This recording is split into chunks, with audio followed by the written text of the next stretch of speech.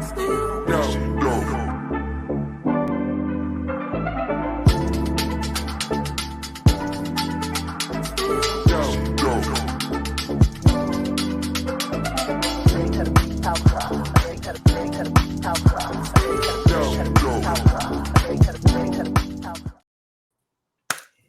over. It's over. No, they got a couple more weeks left.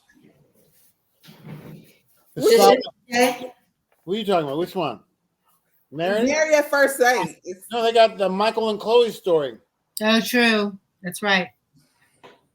And then the dish after everybody's the women versus the men. True. They were going. That was the best part of the whole season. Thank goodness. At least it was coming to a head.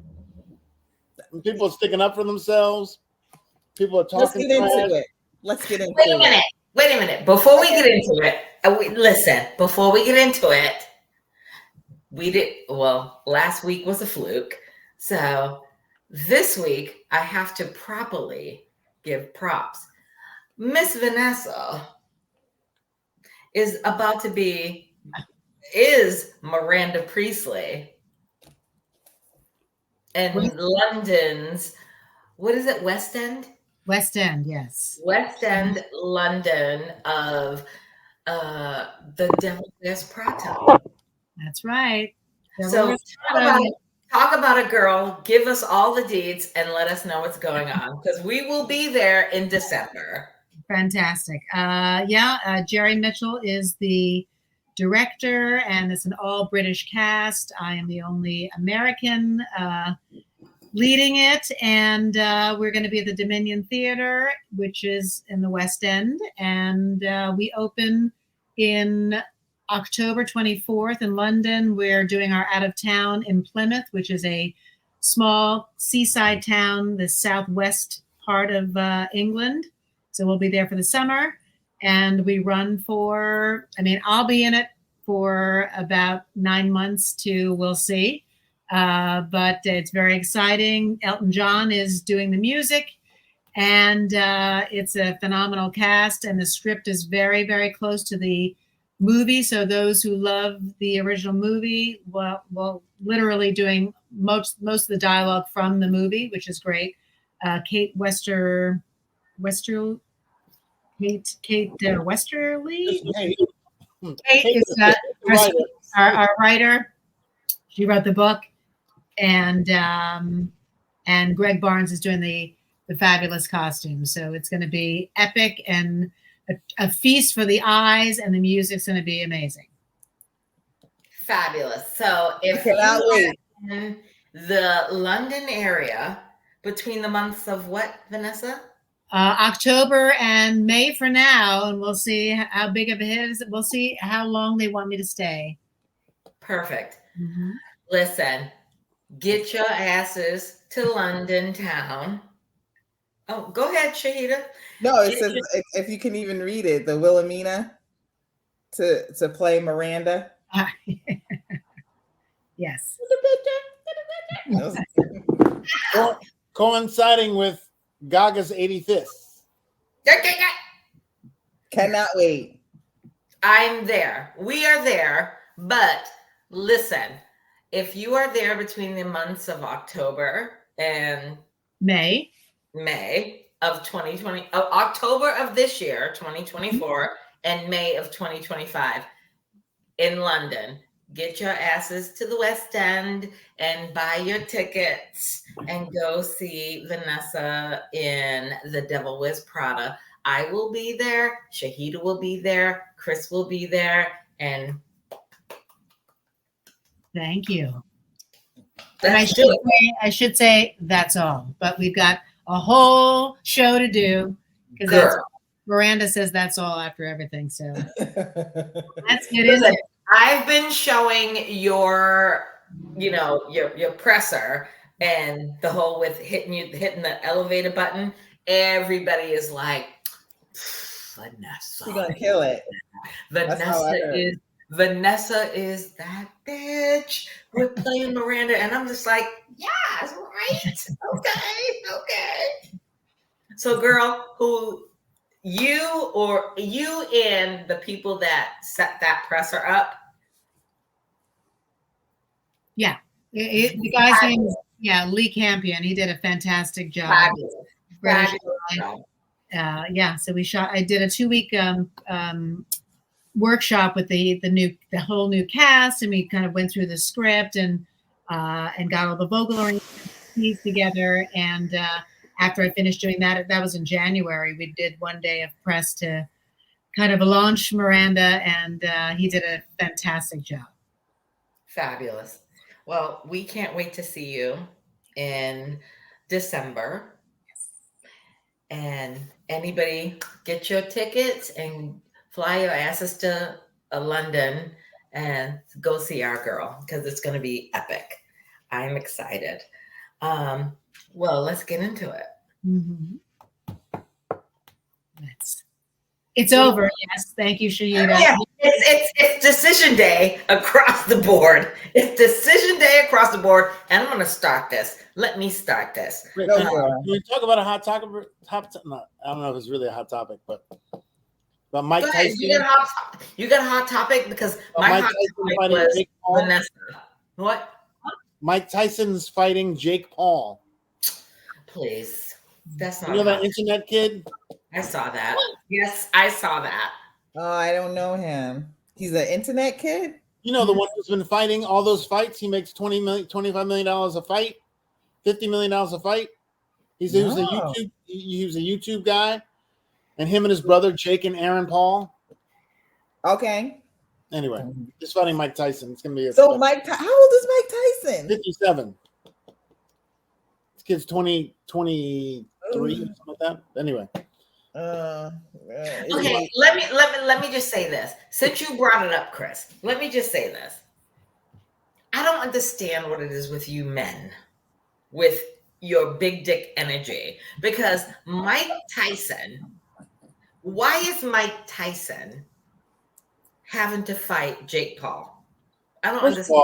I want to see him beat Chris Paul, Jake Paul, whoever. I want to see him beat the living stuffing out of this. No, but here's the thing. Again, here's the thing. If I'm not really sure that Mike Tyson is going to win, because at the end of the day, Mike Tyson, do you want that to be your legacy?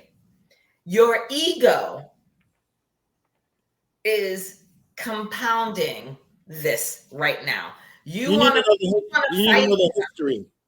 You need to know the history of this punk kid who's been challenged. There's no history here. What are you talking about? You just said something. He's like a villain. This kid thinks he's this, that, and the other. He's fought all these different people. You need to know the history to understand the context of it. Anyway, move on from it. Never mind. Because I honestly don't know who the guy is. Right. I know who he is, and I don't think that he is worth Mike Tyson's time. For $30 million? You'll get it. The purse is nice. Just showing up. $30 to $40 million? Yeah. For 25 minutes? 30 minutes? In the ring? Yeah, but is it worth your legacy? 40 million. He's the greatest fighter of all time. Yeah, but is it worth your legacy to get your head knocked off by whatever this white boy? He's not going to get his head knocked off. Yeah. He ain't going to get his head knocked off. And remember, big life, big bills. Those bills don't go away. And the more time that comes, the less money comes in. Big life, big bills. So, but I will say this: Mike Tyson Mysteries is a great show. Yeah, the cartoon. Have you watched it? No. It's like I've never heard of it. What is that? It's like Scooby-Doo Mysteries. And he's starring in it? Yes. Is it animated? It's animated. Oh. Yeah, it's been on for. This is why I can't with you and Chris with your animated series. Y'all are fucked up. I love that damn show. At first, I was like, "This is the dumbest thing," and the next thing I know, I was in the loop, and I'm watching it. I watch it. It's funny. It's on Cartoon Network. Okay. Never heard of it. Send me the link. You two send me the link, and I'll watch it over this weekend. All right, let's get into what are we talking about? We're talking about Married at First Sight. Knock it out. Married at First Sight. Married at First Sight. Okay. So I apologize for all my wrongness this season. I was wrong about everything. Every single thing. So you want to start with who? Rebecca and let's talk about Becca and Austin. I still don't know what to say about Austin. Obviously he's a cheater too. He just didn't like her. He's a liar. He's a liar and a fraud. Let's just call it what it is. He's a fraud. And the fact that Becca, this was my number one thing. Number one, when I was watching it, I was taking my notes, and my number one was capitalized Becca WTF. Because I was like, why the fuck would you even say that you're willing to say I do with him? Because professionals pushed her into it. They were really unprofessional. They have not listened to her this whole time. And they were conned by what he was presenting, but not what she was telling them he was doing off screen. And in my opinion, when she was on that couch and she was ready to go, they talked her into it. You didn't think so? No? Just me? Okay. Talk who into it? Becca into. Well, he was giving her mixed signals this whole time. Right. But I think. Go ahead. You didn't think that she was adamant about leaving before before Dr. Pia and all of them were just like, you should try it a little. I think they coaxed her into saying yes. I think she was going to say no. Yeah, she was going to say no, but I believe so too. Well, she even said it at the other thing. Said I was going to say no, but she wanted so badly. Well, we talked about this. She wanted so badly, and he gives just enough hope and nuggets of, oh yeah, no, I'm a nice person now. And then when she went off on him, I was like, okay, well, there you go. He thought he was out too. Yes, he did. I bet he was pissed when they talked her into it, because he thought that, you know what? I'm out of here. And then she was all like, oh yeah. And he was like, damn it. It's interesting that almost every story, they're always talking about how different everybody is off camera. I don't remember that coming up a lot in the past seasons, but this season, it's like when you're off camera, you're saying this. Like every couple presented the same thing, that the guys were completely different when they were on camera, saying don't say this, don't say that, and then when they're off or when they're off camera, they're saying don't say this, don't say that, and we're on camera, they want to be the likable guys. And it's been consistent with every couple. Every single one. Yeah. All right. So let's go. Since we're talking about Becca and Austin, let's fast forward to the couples thing where they all got together and they had their little barbecue, whatever. And it's like, I'm not mad at Becca for calling Austin out in front of everybody. I'm not mad at her. And she stood her ground. She stood on business. And I loved every second of that. When she was like, let me look at this. Hold on. I didn't take all those notes. All I was watching it, and I was like, Becca, just leave. Like, why are we having this conversation with Austin at the end of the day when she's like, who were you at the bar with? Mm-hmm. Knowing damn well that it was Brennan and Cameron. And she's like, who was you at the bar with? And he's like, and then she was like calling his bluff. Oh, so you wasn't with so-and-so? And he's like, no. The producer. The producer. Yep. And it was at that moment that when he was like, no. When he said no, I was like, bitch. Because my black ass would have lit into his ass and been like, oh, you wasn't with her? Okay. And remember that's not the first time that a producer has gotten involved or someone, because in season like what, 5 or 6, the therapist. Do you remember when the therapist got involved with one of the?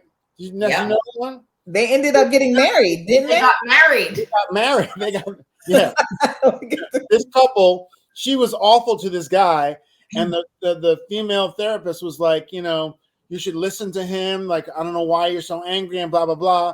And they did not get married, and then they ended up having. And they got married.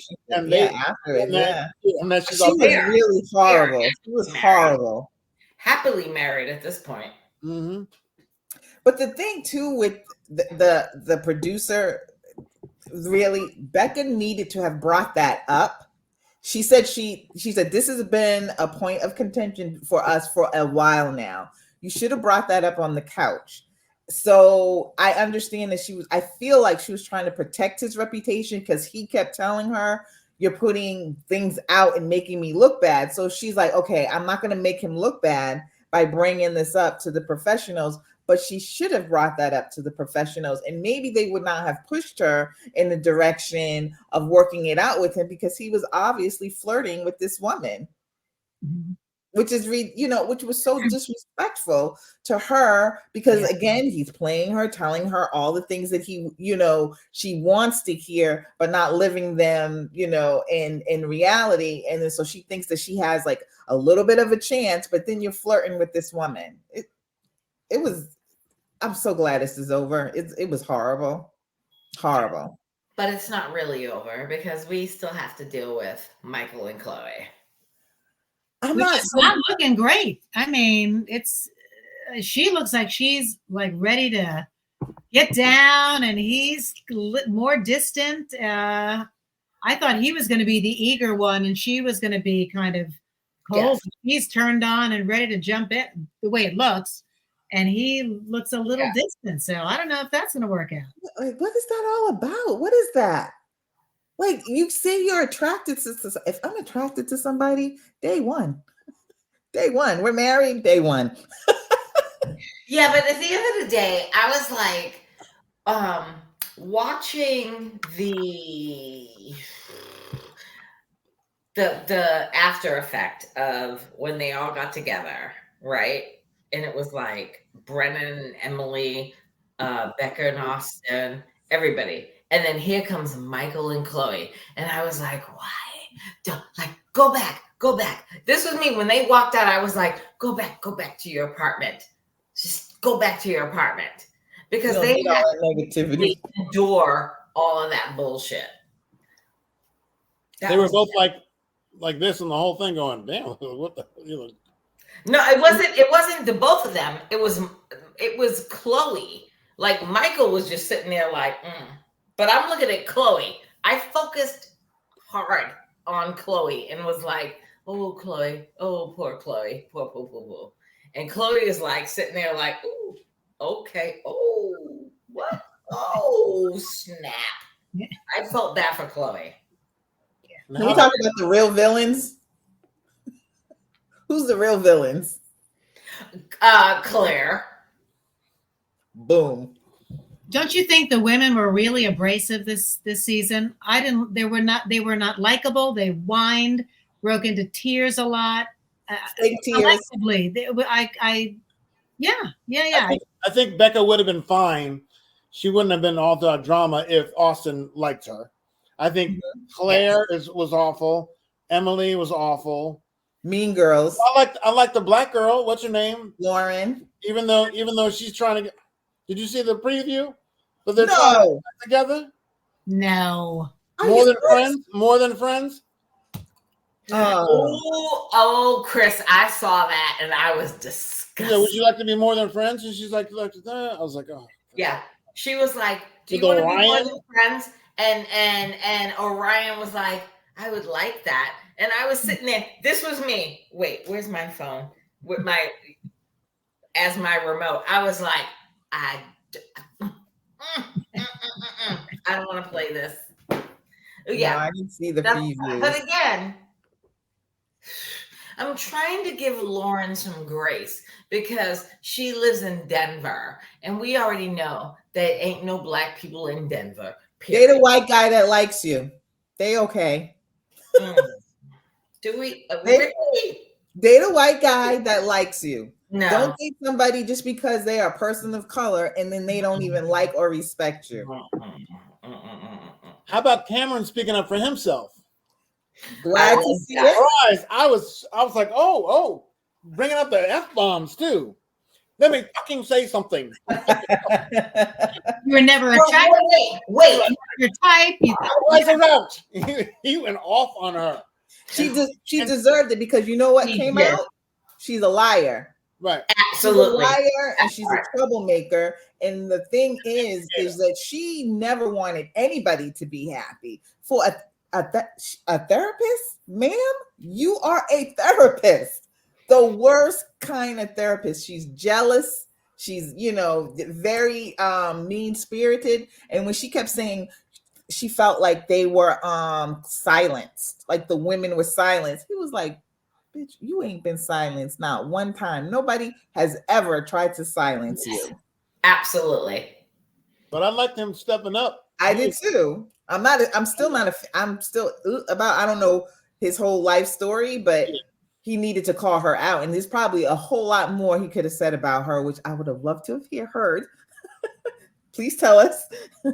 Because I don't think she's a nice person. My thing with him was, I was like, as a healthcare professional, when he was like, wait a minute, like he stood on his business with her, and he's like, wait a minute, when did I ever silence you?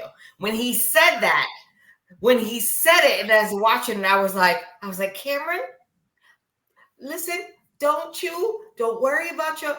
I was worried about Cameron's atrial fibrillation and his heart. I was worried about Cameron's heart palpitations, and I was like, ooh, boo, boo, boo, boo, boo. Let's not go there. Get up and leave. That's why he left. And that's why he got up. I'm grateful that he got up and left and was like, you know what? I'm not gonna die over this bitch. And then she was texting him when he left. Immediately texted him. And I'm saying to myself, why are you texting him? Leave me alone. And then he called her out. He said, she's texting me right now to say what she wants me to say on camera. Mm-hmm. Or not say, because he was like, she wants me not to tell you things. That's why I'm like, where's the reunion? Tell it. Right. Let's talk about it. Don't respect her privacy. Tell it. So, but at the end of the day with this, from me, is don't go on a show like this. Don't go on Married at First Sight or AKA Love is Blind or any type of dating reality show when now all of a sudden you're going to be like, well, it's all about my privacy. Because at the end of the day, for me, if I'm going to go on a dating show, I don't have this problem. I'm trying to find the love of my life, and I'm not worried about the optics. I wish they would show more like behind the cams, like what the real truth is. Because whenever we see a cam in the corner and they're having a conversation, we go, oh, like Austin was like saying to her, blah blah blah blah blah. I was like, oh, that's the first time we heard Austin be like out of his. I was like, that's not the Austin that we know. You know what I mean? Mm-hmm. So whenever we see those cams, I wish they would show those cams more to see the real truth of what people are. Like a couple years ago when what's her name out of the house. Remember? He locked his wife out of the house. Yep. And she was like, and he's like, and he heard her knocking. And he went to bed. And then he said, I didn't hear. He tried to lie and say he did it. Oh, yes. But all these little cams, those, we don't see those. Because there's obviously, they've all been duplicitous in this whole season. Like, Yeah. no, I don't know. Because Emily was originally, I thought, oh, she's sweet, this, something. No, she's not. Mhm. And she tried to jump in on the Claire Cameron thing and the Austin thing too with her own. No one said protecting. It's like, why are you bringing your? No one's talking about you and Brennan. You know. So. And yeah. she's a fake. Wait a minute. My thing with Brennan is, He crazy. what are you protecting her from? He kept saying, I was trying to protect you. And I'm watching it and I'm like, what are you protecting? What are you protecting? Her feelings. What? By saying I'm not attracted to you from the beginning.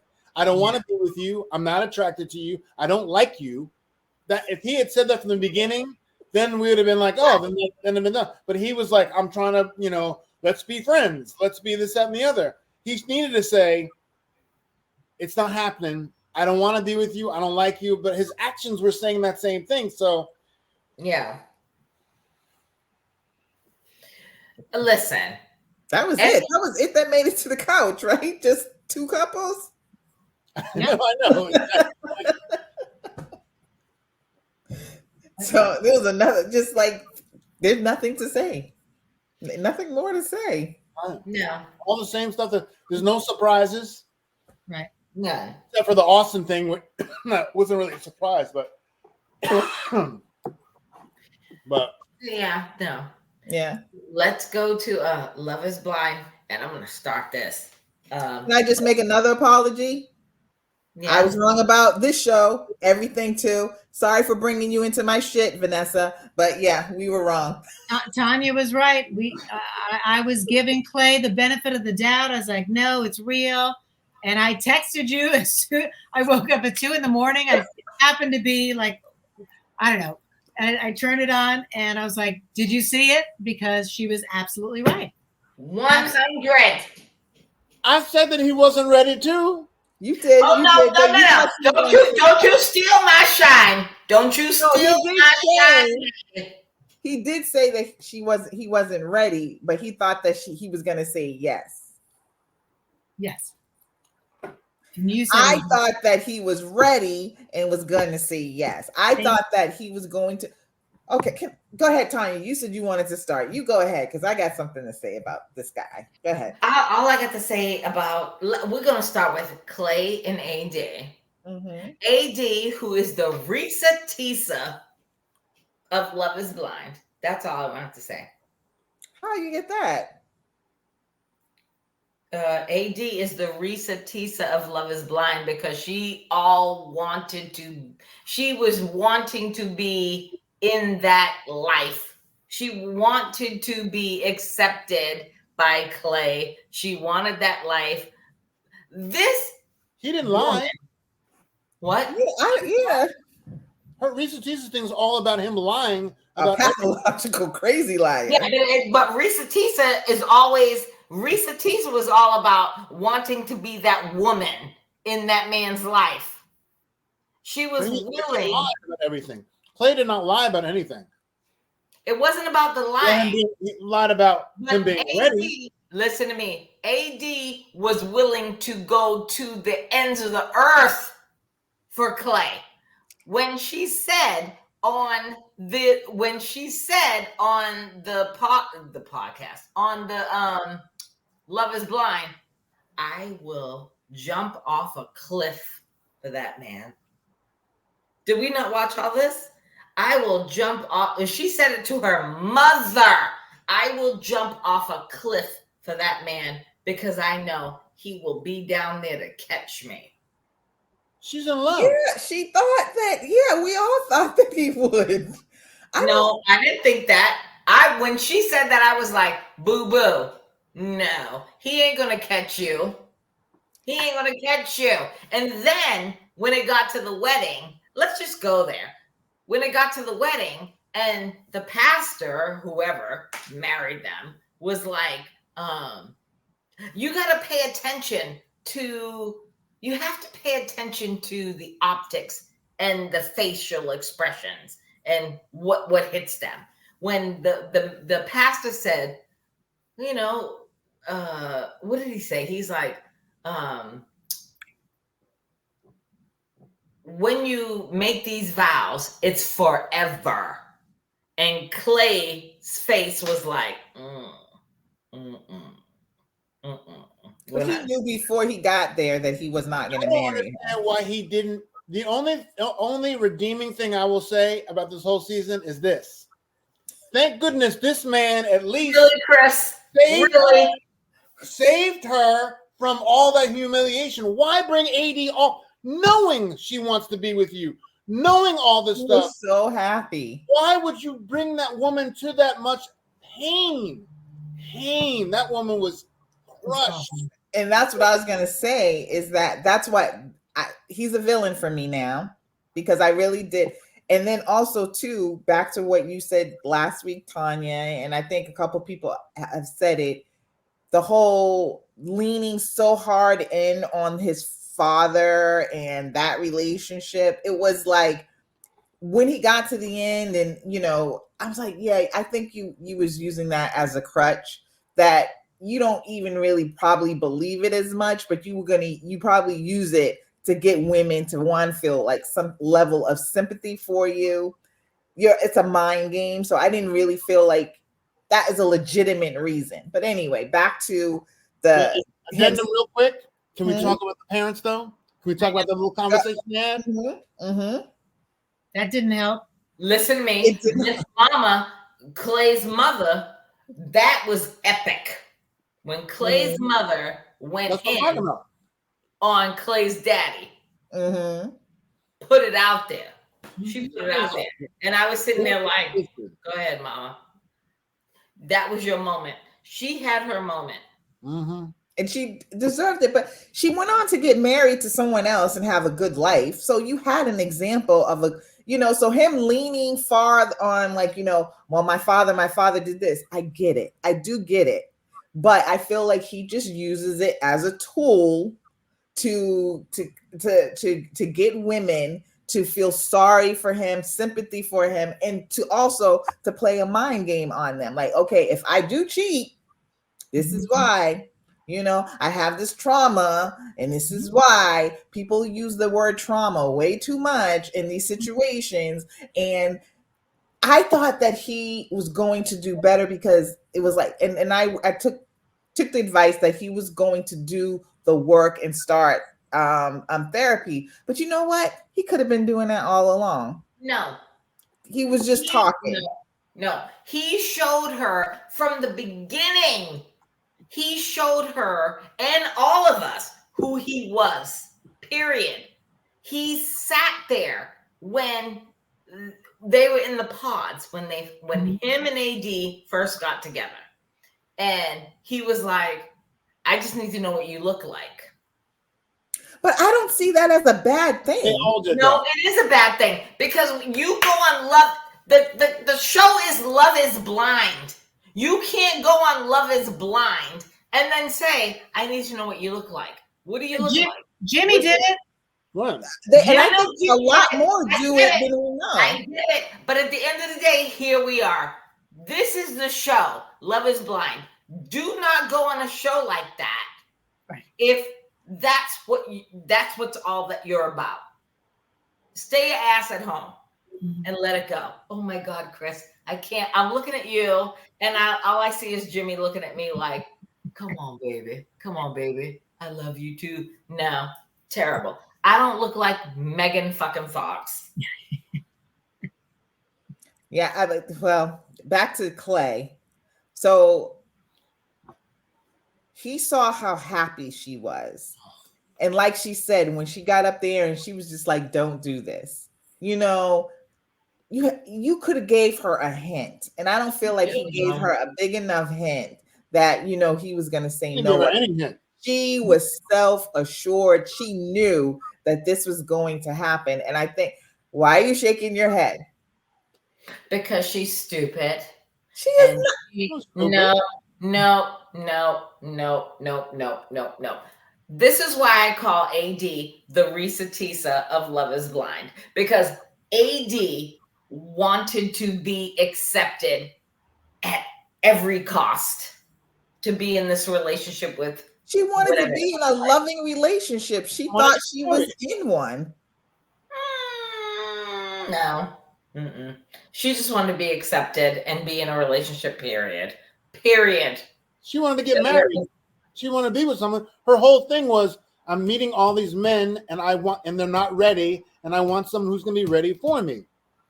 And not so this was a vehicle, even though he loves my personality, and he keeps saying, I love your personality, I love who you are, I love everything out, your mother, this, that, and the other.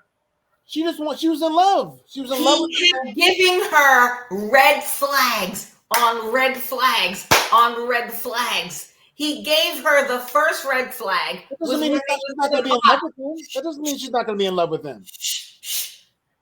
He gave her the first red flag in the pods when he was like, I just want to know what you look like. And she was like, wait a minute now. This is not what this is about. And she stood her ground. And who went back like begging her to be with him? He did. Yes. It wasn't like it wasn't like she was over. Falling for it. He kept giving her, I don't want to cheat. How many times has he said to her during the series, I don't want to cheat on you. I don't want to cheat. I don't want to be that cheater. I don't be that cheater. You got to say that. You got to say that to my ass one time. And I'm like, you. Well, but that's you though. That's you. You're way wiser and way more suspect than her person. Her heart was open wide. She kept giving him grace and, and falling deeper and deeper. And I think those tears were absolutely genuine. She was crushed when she was on that altar. When she got back solo, you really felt for her, because I think she believed it. She believed and even allowing him to come back. I believed it. And I'm on the outside looking in. I believed that he cared more about her than what he showed. But even when he came in after, even when he rejected her, she still allowed him to come in and talk to him. And he was like, can I get a hug? I'd be like, you gotta be kidding me. Mm-hmm. You just crushed her heart. Remember her sister was like, fuck that motherfucker. And they were all shocked. Roll the tape. Everybody was shocked at that wedding. Yes, said, roll it back and roll the tape. Clay is a slick talking ass man. He's like his daddy. His daddy slick talked him during the wedding, before the wedding, and Clay slick talked his ass with friggin' AD. It is what it is. Roll it back. Listen, go back. Listen, I'm not asking anybody to roll it back, but I'm telling you three to roll it back. Watch when Clay goes, after he decides he doesn't want to be married to AD anymore. And then when he goes back into her, after she's done cried her eyelashes off. She went like this. She went like this. And then she flew away. I don't even want to talk about the eyelashes, because listen, whoever is the makeup artist, and I'm just going to go back. I'm going to go there. Whoever was the makeup artist and did the eyelashes, and then the wedding ceremony, and she kept blinking her eyes, and I'm like, what's with all that caked up makeup in your eyes, in your eyelashes? That's terrible. Terrible. You can't spend all that money and have all that caked ass makeup in there. But here we are. Anyway, when Clay decided that he didn't want to be married anymore, and he went back into the room with her and was like, he was giving her, he was feeding her, fishing her all the fucking BS that he does, because that's what Clay does. And then he's like giving her all the most, and he's like, can I have a hug? Can I have a hug? Let's go. Yeah, I'm done with you. Can I have a hug? She gave him a hug, and she's like, I can't believe that you did this to me. He gives her the hug, and then as he walks away, I was watching that shit. I rewinded it back. He walked away from her after he gave her the hug, after saying, I don't want to leave you. I don't want this to be the way that it is, but can I get a hug? And then he walks away, and he walks away from her for the final time, and he has this look on his face like, thank God. I'm out. Yeah. I agree. Yeah. I agree. I just think that her heart was open. So he's an asshole. Yeah. But I think she had to understand that she knew what she was getting into with him. 20, how old is she? 20, 28, 26? I think she was crossing her fingers. You know dang well when you're 27 years old and you want it. And want it so bad, and he's giving her all those lines and everything else, and she wants it, and he's good looking, and he gets along with her mother, and he's charming, and this, that, and the other. She fell in love with that dude. She's like, this is what I want. If he can just get married to me. And he fed her I can't. He didn't want to be the bad guy. And he is the bad guy. But he came out the worst guy. He should have done this. He should have. The one thing about him that I'm like, hey, I got to spare Megan Fox her misery. And he did. And he's like, I'm not going to do it. And another thing too, about Clay, when he said he one of the things is he didn't know what her income was. Did you catch that one? I kept saying, yes, I saw that. In her job situation, I was leery on that too. Mm-hmm. Like, everybody throws out like real estate agent. That means nothing to me. I need to see some dollars because anybody can be a real estate agent. But wait, and the club thing or whatever, that didn't make sense either. That was just like a fancy title for whatever it is. But again, at the end of the day, we are on Love is Blind. No, I need to know what your financial situation is. I don't know. No. I don't need to know that. At the end of the day, if we're on Love is Blind, you don't need to know somebody's financial situation. Not if I agree to go on a reality show like a Love is Blind. I don't need to know. You're about to get married? No. What? And you're about to get married? Or someone proposes to you and you're about to get married? You don't want to know their financial situation? Tanya. Listen to me. At the end of the day, Chris. How long is this day? Chris. At the end of the day, if I decide to sign myself up for a reality series, yes. Do I care? You two already know me, so you already know where my head lies. Herein lies. I'll never go on a reality TV show. But like even on a reality show, that's something, especially if you're going to marry somebody, that's part of the package. At the end of the day, then you say, okay, yep, we mashed in the pods. We have great conversation. Now we're in the real world.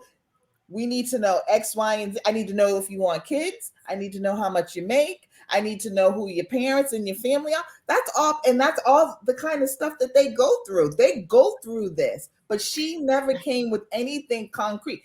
Everybody finds out what the person's job is, what they do for a living, how, their living situation. That's why they go to the homes. So it's a part of that. And he's just saying, look, I couldn't determine what her actual income is. And that is important to me. She, in my opinion, I like her, but she was looking for a sense of security that she saw that he already had. He was established in his job. He had a home that he owned. He didn't have any of that. Yeah. And I think that she saw him too, which made her love him more, was not only is he saying the right things, but he can provide me with stability. She hit the jackpot. Yes, she did. I give you that.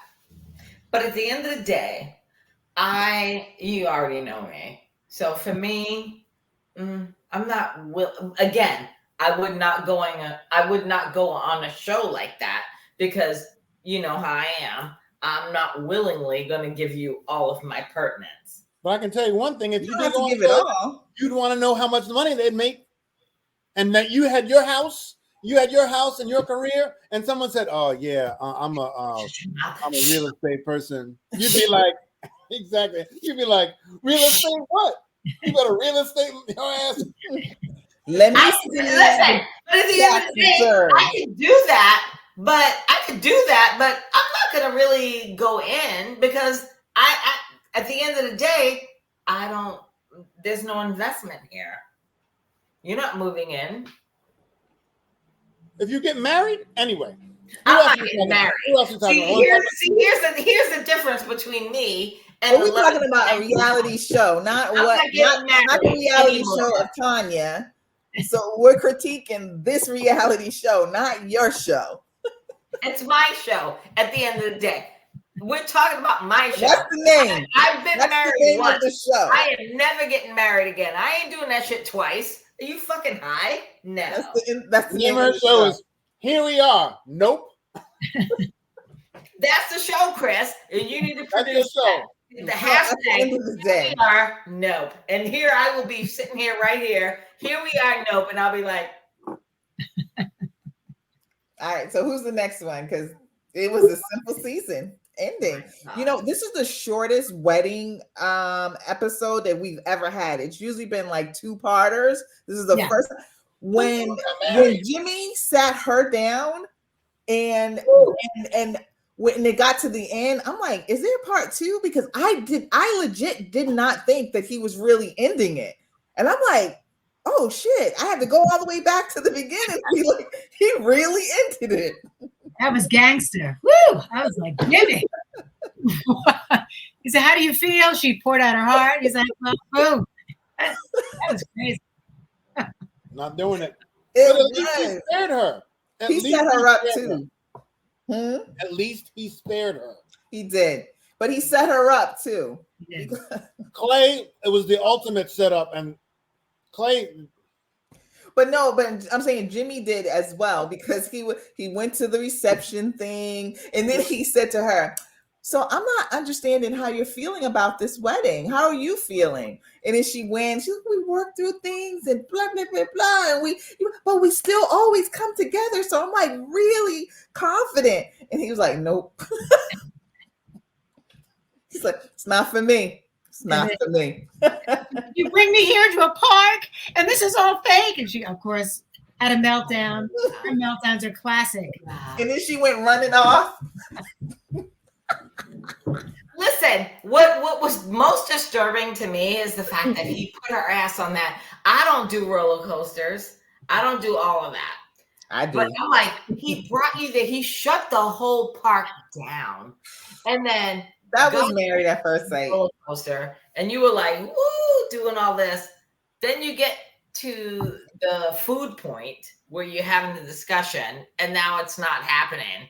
And I'm like, and my greedy ass is looking at the hamburgers and the cheeseburgers, and I'm like, wow, all that discussion, all that arguments, and I'm like, I want that cheeseburger. Like, that cheeseburger on the plate looks really good right now. That was me. I was like, I want that cheeseburger. You wasted all that food. Yeah, it was. I did not feel necessarily too bad for her, but he did set her up. He should not have done all of that to tell her no. Not to get to that point. His reasoning. The things that he said to her. One thing I did not like about her is that when she would get mad, she was dropping F-bombs all over the place. I drop F-bombs, but this is somebody that you are just dating, and she was a drunkard too. You love that word, Tanya, drunkard, yes, but that was a drunkard. And she was mean drunk. Mm-hmm. Because when she got drunk, she started saying some mean and nasty stuff. She's a belligerent drunk. He was breaking it down for her, and she really did not see anything that she did was wrong. She had the maturity level of a 12-year-old. I agree on that one. All I want to say on Love Is Blind is. Mm-hmm. Oh, the Johnny and what's her name? I'm so glad. I mean, they look like a nice couple. Johnny and Amy. But what do you all think about the whole pregnancy and the condoms versus birth control thing? No opinion on that? Because remember when she first at the beginning, he was less like, he wanted her to go on birth control, and she was just like, she had these medical reasons, and Tanya, you being a nurse, you speak to it. He's adamant. He doesn't want children until a certain time. And I think for a minute there, she's like, well, you know, it hasn't happened, you know, and they were I guess I'm guessing that they're using condoms, but he doesn't want to continue using condoms. And other people, you know, so people were saying that she was just bending to his will. I agree with him 100%. I don't know you well enough to be procreating yet. I want to marry you. Let's wait 2 years, or, you know, he was like, until we're financially settled or we know each other. So I don't blame him, but sir, if that's your stance, then you have to make sure you always have condoms. Exactly. All day. You have to make sure, because you can't depend on her to be the only one. Yeah. Or get the vasectomy he was talking about, and he wasn't sure on. I mean, he was like, "Oh, I didn't realize." That's kind of like a here's the thing. And then going back. No need for him to have the vasectomy unless he had like 3-4 kids with another person. Then I could see the vasectomy. Yeah, I would not recommend Johnny have a vasectomy. I would recommend that Johnny put condoms on. Period. Because I would not, you know, if Amy felt some sort of way of injecting hormones into her body, I get that. You don't have to do that. You don't have to get birth control. Then he's just going to have to wear a condom. That's it. Period. End of story. It's either this way or that way with regards to Amy and Johnny. Either she's going to get on birth control or he's going to put a condom on. And I'm looking at it from a man's standpoint. Like, he's looking at her like, I'm your husband. I'm about to be married to you. And I want to have sex with you. And I don't want to have this shit, like these barriers of a condom or whatever. Well, at the end of the day, pick your poison. Either if she doesn't want to entertain medications into her body, I respect that. So you're going to have to wear a condom, period. End of story. It's a no-brainer at this point. It's basic shit for me. As a healthcare professional, it's basic shit. I would not when they had the conversation about the vasectomy, I was watching it and I was like, nope. I was literally talking to my TV screen like, Johnny, don't get a vasectomy because he's never had children. And vasectomies are for men that have had children and now they're, you know, in a relationship or a marriage where it's like, you know, I don't want to have children anymore, or the both of them have decided that we're not going to have children, then you get your vasectomy. True. But not as a person, not as a man that has never had children and wants to have children. I would never recommend a man that has never had children. I don't care how old you are. I would never say to him, get a vasectomy. No. If you want to have children, then depending on how old you are, get a younger woman. But as a woman, I don't want to have children. Go ahead, Chris. A nice couple. Yeah. I hope they make it. I mean, I hope they make it. I thought that the reunion was supposed to be live. That's what someone told me, but it's already been taped. Obviously, it's all over the internet. Yeah. So I'm dying to see it. I wish they would air it tomorrow. Huh? Trevor's got a girlfriend. Oh, wait a minute. Talking about girlfriends. So here we are. Let's go back to Clay. You saw the AD thing, right? No. I sent it to you. What AD thing? Today? Thanksgiving. She was at Clay's Thanksgiving. Oh no, I didn't see it. Yeah, I sent it to you. I'm telling you about Clay's girlfriend. Clay has a girlfriend? No, Trevor Clay has a girlfriend. apparently had a girlfriend that she put all her business on Instagram. So let me just hold on. She said, Clay.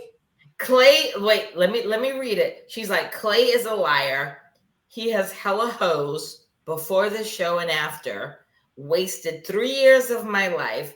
I can't do nothing but crack up at all the people who really don't know him. This was all for TV, child. Then she says, dang, sis, 3 years, SMH, Lord. I know you was pissed. Oh, no, that was somebody else. Hold on. Oh, no, that was her. I know you was pissed when you seen his ass on the show, faking the funk with his trash ass. Damn. Right? Oh, it gets better. And she's like, girl, I cussed him out like a dirty dog. Sad part is I was really in love with him, but I prayed about it and God revealed it. My angels don't play about me. I'm too solid for that mess. He's literally delusional. And then it says, she's like, you have no idea just how trash he is. His face card will never save him.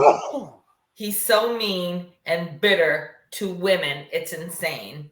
And then the final thing, she's like, he knows not to play with me. I'm from Chicago. He knows. I'm happy I seen this show. It's given me all the more reason to move on. The loss is never mine. Oh, wait a minute. One more. I'm so glad. Who is this? This is his ex-girlfriend that he's been with. She put her shit all over Instagram. She's like, I'm so glad y'all really have no idea he's so good at lying. Had me thinking I was crazy. I'm so happy to learn. I'm so happy to leave him alone. He's never going to find nothing good because he breaks every good woman's heart. Pity to that man. That was it. Okay. All right. I'm trying to find. You know what? I realized that when you send a specific thing in a group of Instagram, it doesn't come up what you want anymore. Yeah. It's crazy. It's crazy. Let me look at my notes before we let go. This season of Love is Blind has given us real connections, real heartbreak. I still love in my life, and I did make a mistake. Yeah, and no. I've never stayed up till 5 a.m. just chatting. I'm a pick-me girl. You're the pick-me girl. You're a clown. The reunion with surprise guests you won't want to miss. Were condoms not an option? Jaw-dropping confrontations. I thought we were on good terms, but I guess we're not. In every single scandal, unbeknownst to her, you have someone on the outside. I'd like to hear what you have to say.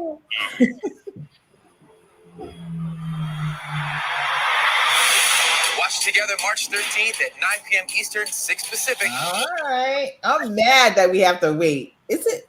Yeah. I'm mad that we got to wait. Wednesday. All right. No, but I was hoping to come on Sunday. Listen, before we end this, can we just give props to Clay's mother? Oh yeah, I liked her. I liked her from Clay's mother for calling out Clay's daddy on all of that. I loved all of that. I said that about 20 minutes ago. Oh, did you? Sorry. My bad. I was saying how she put him in his place, and she was like, we were not, you were not good to me. And he was like, you saw how humble that man was. I was like, ooh. Yeah, that was. I liked her from the beginning, but I don't know. Her son sucks, but it is what it is. Yeah, basically. It's like basically. On the daddy side. Yeah. Yeah. All right, guys. So here we are. Yeah, that's it. I mean, I guess I'm interested to see how Michael and Chloe do, but this was the worst season.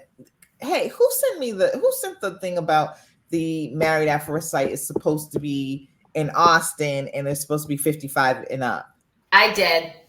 Are you sure that's accurate? I saw it online that it was going to be the next. I tried to look it up. It's going to be 55 and over. It's going to be for older people. Because we've seen that before, and I tried to find it. Let's see. I mean, because I would love it if that's the case, because they need to do an older Married at First Sight. That'd be nice. I would love to see it. It's like the Golden Bachelor.